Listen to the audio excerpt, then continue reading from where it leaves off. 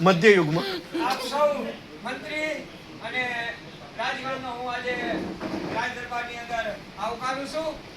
આજની આપણી આ ખાસ સભા એટલે કે મારા 4 પુત્રમાંથી એક પુત્રને યુવરાજ તરીકે આપણે ઘોષિત કરવાનો છે, રાજા બનાવવાનો છે. હવે એમાંથી કોને બનાવવો કોને નહીં એના માટે હું થોડોક અવઢવમાં છું. તો મારે મંત્રીઓની સલાહની જરૂર છે કે મારા 4 પુત્રોમાંથી કોણ એવો પ્રતાપી પુત્ર છે કે આવનાર સમયમાં મારા રાજ્યનું સુવ્યવસ્થિત શાસન ચલાવી શકે. તો આપ પાસેથી હું જાણવા માંગુ છું, આપનું મંતવ્ય અભિપ્રાય રજૂ કરવા મને નમ્ર વિનંતી કરું છું. મંત્રી સાહેબ, તમે શું કહેવા માંગો છો?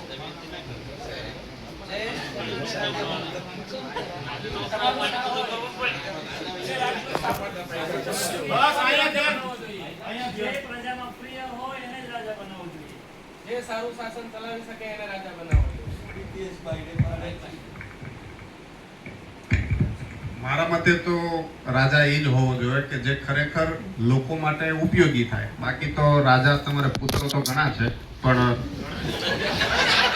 બધા તો રાજા ન બને. તો સર્વાનુમતે મેં એવો નિર્ણય લીધો છે કે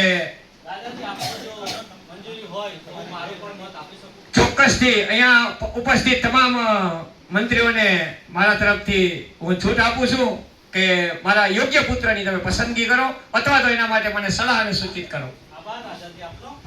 મારું મંતવ્ય એવું છે રાજાજી કે આપના 4 પુત્રોની અંદર સિદ્ધાર્થ આપણા આખા રાજ્યમાં સૌથી લોકપ્રિય છે. બધાને યોગ્ય સમય જરૂર પડે ત્યારે મદદ માટે હંમેશા તૈયાર હોય છે અને એમનો નાનામાં નાનો નિર્ણય પણ બધા માટે ખરેખર યોગ્ય હોય છે. માટે મારો એવો મત છે કે આપ જો કોઈ નિર્ણય લો એ પહેલા સિદ્ધાર્થ તરફ જોઈને મીટ માંડીને રાજ કલ્યાણનું જોઈને લોક કલ્યાણ જોઈને સિદ્ધાર્થને તમે પસંદ કરો એવું મારું અંગત મંતવ્ય છે. મહારાજ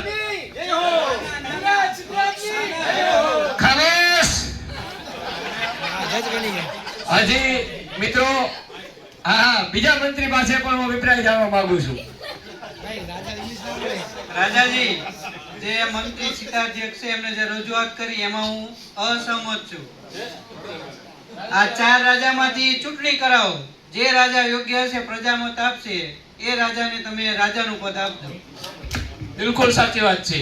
પ્રજાને જે પ્રિય છે એને વધારેમાં વધારે મત આપી અને એને રાજા યુવરાજ તરીકે નિમણૂક કરવામાં આવશે.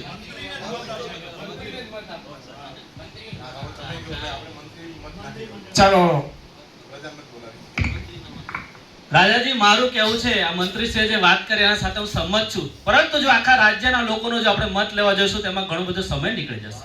માટે આપ જો ઈચ્છો, મારી ઈચ્છા છે કે આપણા જે રાજ દરબારના જે સૈનિકો બેઠા છે એમનો જ આપણે મત લઈ લઈએ. કારણ કે એ આખા રાજ્યને જાણે છે, રાજના લોકોને જાણે છે. એમનો મત તમારા માટે પણ યોગ્ય રહેશે. મહારાજ બરાબર છે, તમારી વાત એકદમ સાચી છે. અહીંયા ઉપસ્થિત તમામ મંત્રીગણ છે તેઓનો હું મત જાણીશ, મંતવ્ય જાણીશ અને અંતે જે પણ સૌથી વધારે યોગ્ય રહેશે અને રાજા એ જ બની શકે જે પ્રજાવત્સલ્ય હોય.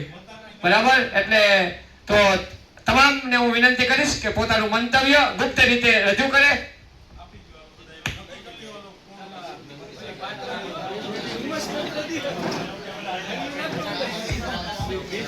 અને જે પણ રાજા બને રાજ દરબારની અંદર કોઈ પ્રકારની મારે આમ તેમ ન જોઈએ.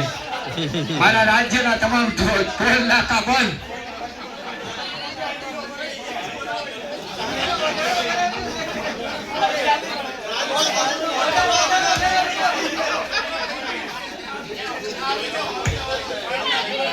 ચલો તો તમામ મંત્રીઓના અભિપ્રાય અને મતદાન ગુપ્ત મતદાનને અંતે તમામ જે મંત્રીમંડળ હતા, સૈનિકો હતા અને સર્વાનુમતે સૌથી યોગ્ય પ્રજાવત્સલ્ય અને સમગ્ર રાજ્યની અંદર જે લોક ચાહના છે, લોકો માટે હર હંમેશા જેવો તૈયાર હોય છે એવા મારા પ્રતાપી પુત્ર ધીરવીર ધનુર્ધર મહાબલી મહારથી સિદ્ધરાજ જયસિંહની હું પસંદગી કરું છું. સિદ્ધરાજ જયસિંહ.